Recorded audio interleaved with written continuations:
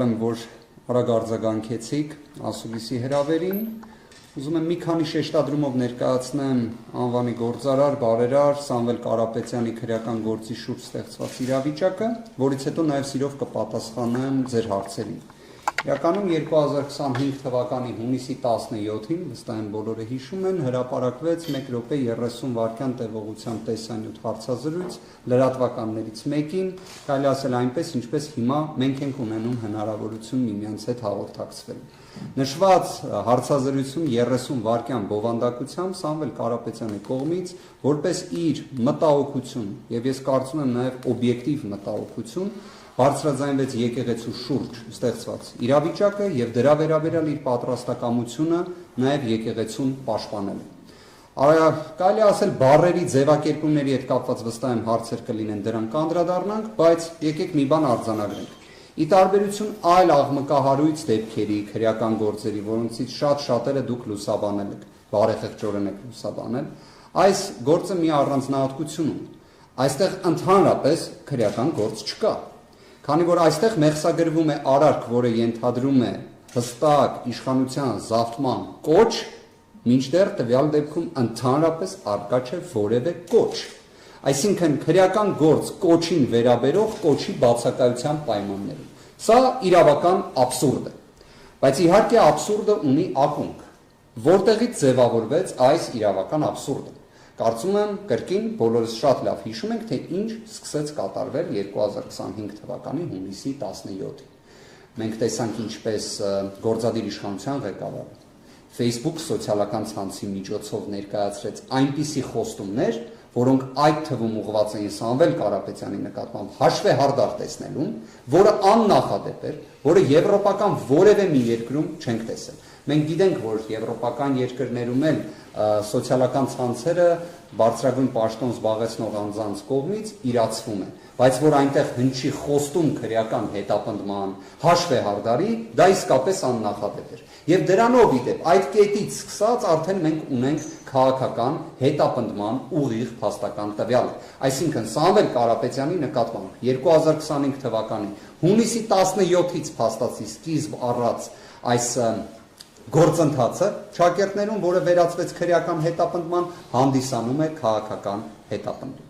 Ակնհայտ է, որ այս ամենը ստեղծվեց նաև նրանից ելնելով, որ Սամվել Կարապետյանը արտահայտեց իր վերաբերմունքը մեր եկեղեցու, մեր մայր աթոռի շուրջ ստեղծված իրավիճակի վերաբերյալ։ Այսինքն դա եւս աքսիոմատիկ ճշմարտություն է։ Ասեմ ավելին, դրա հետ համակարծիք է նաև սույն գործով վարույթ իրականացնող մարմինը քննիչը։ Ինչ իմաստով։ Այն միջնորդությունը, որը ներկայացվել էր դատարանին, այնտեղ առկա է բառացի ձևակերպում, որը կցիտեմ, որ Սամվել Կարապետյանի կողմից հնչեցված խոսքերին նախորդել էին իրադարձություններ։ Այն է Հայաստանի Հանրապետության գործադիր իշխանության դիրքորոշումը ամենայն հայոց կաթողիկոսի փոփոխության հրաժարականի վերաբերյալ։ Ես պատկերացնում եմ, թե ինչ աստիճանի աբսուրդ է նաև նշվածը, բայց ունենք այն, ինչ ունենք։ Գործադիր իշխանության կողմից դիրքորոշում ամենայն հայոց կաթողիկոսի փոփոխության վերաբերյալ եւ ունենք նաեւ իրավիճակը, որ անվանի գործարարը, բարերարը, ով մայր աթոռի կողքին մշտապես կանգնած է եղել,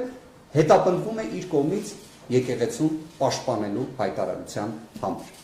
Ես իհարկե ուզում եմ նաև շատ կարճ ընդգծեմ, թե ինչ զարգացումներ տեղի ունեցան այս ժամանակահատվածում քրեադատավարական իմաստով, իմ գործընկերների կողմից, փաստաբանական թիմի կողմից անհապաղ ներկայացվել էր հատուկ վերանայման բողոք, այլ կերպ ասած վերաքննիչ բողոք,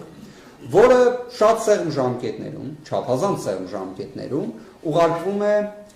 գործի նյութերի հետ միասին վերաքննիչ քրեական դատարան։ Վերաքննիչ քրեական դատարանը ունի, եկեք պայմանական ասենք, 20 դատավոր։ Այդ 20 դատավորներից 19-ի վերաբերյալ կարելի է ասել, որ նշված դատական ակտը այն է միջին ծանրության ենթադրյալ արարքի համար կալանքը որպես խափանման միջոց ընտրելը միանշանակ վեկանվելու էր։ Ես այս պնդումը հաստատապես եմ անում, ելնելով թե մեր փորձից, թե ելնելով նաև օրինակ այն բարձրաստիճան իրավապահների հայտարարություններից, որոնք հնչում են ընդհանրապես խափանման միջոց կալանք եւ միջին ծանրության ենթադրյալ հանցանքների դեպքեր։ Բայց կար մի դատավոր, որի վերաբերյալ իհարկե ունեինք վերապահում եւ կարծում եմ ամբողջ մասնագիտական հանրությունը ունի այդ վերապահումը։ Դա դատավոր Արմեն Դանիելյանն է։ Եվ Սամվել Կարապետյանի գործով ներկայացված բողոքը իհարկե պետք է մակագրվեր Արմեն Դանիելյանին, քանի որ այլ դատավորի չէր կարող դա մակագրվել։ Քանի որ մենք խոսում ենք քաղաքական հետապնդման մասին, տրամաբանությունը պետք է լինի դրա շրջանակներում։ Բայց ինչ է տեղի ունենում։ Այն բողոքը, որը ներկայացնում ենք եւ մակագրվել էր Արմեն Դանիելյանին, մեր կողմից ընդհանրապես հետևեց։ Քրեական դատավարության օրենսգիրքը նման դեպքերում ակնկալում է դատավորից անհապաղ կարճել վարույթը համապատասխան։ Ինչ է լինում այս դեպքում, կրկին հիշելով, որ մենք գտնվում ենք քաղաքական հետապնդման իրավական ռեժիմում ճակերտներում, Արմեն Դանիելյանը իհարկե անհապաղ չի կարճում, սպասում է ինչին, իմանում ենք հետագայում, որ դատախազությունը ամբողջությամբ բավարարված միջնորդության պայմաններում ներկայացնի վերաքննիչ բողոք։ Եվ այդ պայմաններում Արմեն Դանիելյանին ընձեռի հնարավորություն չհեռանալու այս վարույթից։ Այնուհետև Արմեն Դանիելյանը որոշում է մի նոր նշածող սահմանել, իդեպ կվերադառնանք Արմեն Դանիելյանին, քանի որ վերջինս հանդիսանում է այլևս ազգային ժողովում ներկայացված Վճռաբեկ դատարանի դատավորի թեկնածու, ում ընտրությունը կախված է քաղաքացիական պայմանագիր խմբակցության որոշումից։ Վերադառնանք դեռ այդ հարցին։ Արմեն Դանիելյանը որոշում է, որ պետք է վարույթ ընդունի, թե դատախազության ներկայացված հաստատի առանց առարկայի բողոքը, թե նաև այն բողոքը, որը մենք ներկայացրել ենք եւ որից հրաժարվել ենք։ Այսինքն Արմեն Դանիելյանը կարողացավ նույնիսկ փաստացի հրաժարված բողոքը ընդունել վարույթ եւ միատել դատական ակտի հրապարակման օր նշանակել հուլիսի 4-ը։ Այս իրադարձություններին հաջորդեցին իհարկե մեր կողմից նաև բացարկի միջնորդություններ ուղղված դատավորին եւ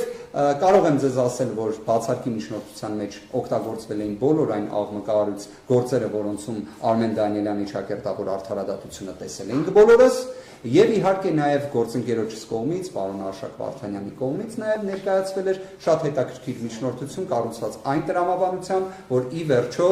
Արմեն Դանիելյանը կախվածություն ունի իր այսպես ասած կարիերայի աճի մեջ քաղաքացիական պայմանագիր խմբակցությունից, այն նույն քաղաքացիական պայմանագիր խմբակցությունից, որը գրեթե ամեն օր խոսում է Սամվել Կարապետյանի մասին։ Հիմա այդ պայմաններում ոնց ինքը կարող է անաչառ դիտորդի աչքերում ընկալվել անաչառ, ընկալվել անկախ։ Չի կարող, չէ՞։ Բայց ինչ կաներ Արմեն Դանիելյանը, այսինքն բոլորս ենք պատկերացնում։ Իհարկե պետք է մերժեր բացարկի միջնորդությունը, քանի որ ի սկզբանե վերջինիս այս գործը քննելը ծայրահեղ անհրաժեշտություն էր։ Հետևաբար սա էլ իրավիճակն է, կարելի ասել, վերաքննիչ բողոքի իրադարձությունների վերաբերյալ։ Ես կարող եմ նաև ուղղակի առիթից օգտվելով, քանի որ մենք գտնվում ենք ներկայումս Dalma Garden Mall-ի տարածքում, վստահ եմ նաև տեղյակ եք, որ երեք եւ նախորդող օրերին Սամվել Կարապետյանի լուսանկարների նկատմամբ եւս իրականացվում է իրավական մաքսիմալ ռեպրեսիվ գործողություններ։ Օրինակ պարզվեց, որ այնպիսին է իրավիճակը, որ ոչ միայն Սամվել Կարապետյանը պետք է ապօրինի կալանավորված լինի, այլ նույնիսկ իր լուսանկարները եւս բերման են ենթարկվում եւ այնուհետեւ կալանավորվում են, որտեղ բառացիորեն եմ ձեզ ասում, լուսանկարները օրինակ այս շենքի վրա փակցված, ոչ միայն եկել էին մի խումբ ոստիկանների, քաղաքապետարանի աշխատակիցների հետ, կարծես ամենակարևոր հարցն էր, ոչ միայն այսպես անհասկանալի իրավական հիմքերով միջամտել էին այդ ամենին, այլ նաև հետագայում էլ կալանավորեցին նաև լուսանկարներ։ Կարծես թե հանրության շրջանում արդեն տարածվում է այն կարծիքը, որ լուսանկարներն են միգուցե վախենալու, թե ինչ, այսինքն այդ ինչ վախ է առաջացնում անձի լուսանկարը, ես այդ կարծիքը լսել եմ ու անկեղծորեն կրկին ամփոփելով եւ կլսեմ ձեր հարցադրումները, մենք կարող ենք նույնիսկ պնդում կատարել միջին ծանրության ենթադրյալ հանցանք 2022 թվականին հաջորդող ժամանակահատված, երբ այլևս տնային կալանքը պայմանականորեն որպես խափանման միջոց կա, թեև դեպքում ընդհանրապես խափանման միջոց չէր կարող լինել, քանի որ չի եղել մի ենթադրյալ քրեորեն հետապնդելի արարք, որ մի հատ էլ խափանման միջոց լինի։ Բայց ինչն է ընդգծում գործի նկատմամբ լրիվ այլ նպատակը, այսինքն ոչ լեգիտիմ նպատակը, քաղաքական հետապնդման տալը, որ նույնիսկ տնային կալանքը որպես խափանման միջոց չի ընտրվել այս գործը։ Եվ հետաքրքիր հանգամանք հենց վերջերս գլխավոր դատախազը, երբ ներկայացնում էր դատախազության գործունեության վերաբերյալ իր հաշվետվությունը ազգային ժողովին, ներկայացրել էր նաև Վճռաբեկ դատարանի վերջերս ընդունված մի նախադեպ, որտեղ ուղիղ գրված է, որ տնային կալանքին միշտ պետք է նախապատվություն տրվի, հատկապես նաև միջին ծանրության ենթադրյալ հանցանքների դեպքերում, քանի որ հակառակի, այսպես ասած, հավասարակշռումը շատ բարդ է, մեղմ ասած, հիմնավորել, շատ բարդ է։ Բայց այս դեպքը կրկին դրանից էր բացառություն հանդիսանում։ Իդեպ ամբողջ այս քրեական ճակերտներում հետապնդումը, ակնհայտ ապօրինի հետապնդումը սկիզբ է առել գլխավոր դատախազի կողմից ներկայացված հաղորդման հիման վրա։ Մասնագիտական հանրությունին իսկապես կարծում եմ դա եւս շատ հետաքրքիր կլինի, քանի որ ես ինքս նման դեպք չեմ հիշում, որ գլխավոր դատախազը հենց ինքը հաղորդում ներկայացնի, ոչ թե հետապնդումը հավելցի, այլ հենց հաղորդումը ներկայացնի։ Ում հաղորդում ներկայացնի։ Քննչական կոմիտեին, իդեպ շատ հետաքրքիր հարցադրում է։ Այո, գլխավոր դատախազը քննչական կոմիտեին անձամբ։ Ես հիմա նաև մի ավելի հետաքրքիր հանգամանք բացահայտեմ ձեզ։ Մասնագիտական հանրույթի համար շատ հստակ է, թե ինչ է իրենից ենթադրում, այսպես ասած, կալանքը որպես միջնորդություն ներկայացնելու շրջանակներում հիմնավոր կասկած։ Հիմնավոր կասկածը դա այն տվյալների համակցությունն է, որով փորձում ես հիմնավորել անձի ենթադրյալ առնչությունը իրեն կատարված կամ մեղսագրվող արարքին։ Դատարանը գտել է, որ հիմնավոր կասկածը հիմնավորելու տեսանկյունից էական նշանակություն ունի հենց գլխավոր դատախազի տրված հաղորդումը։ Այսինքն հաղորդումը հիմնավոր կասկածի տիրույթում գնահատվել է։ Ավելին, այդ հաղորդումը մեզ չի տրամադրվել։ Որպես գլխավոր դատախազի պաշտոն է տվել հաղորդումը, թե որպես ֆիզիկական անձ Աննա Վարդապետյան։ Դա էլ շատ հետաքրքիր հարցադրում եք տալիս, իրականում այդ հարցադրման հասցեատերը պետք է լիներ դատարանը, քանի որ դատարանը գտել է, որ հիմնավոր կասկածը հիմնավորվում է նաև գլխավոր դատախազի կողմից ներկայացված հաղորդմամբ, բայց այստեղ խնդրում եմ ուշադրություն, այդ հաղորդման պատճենը առկա չէ մեզ տրամադրված նյութերում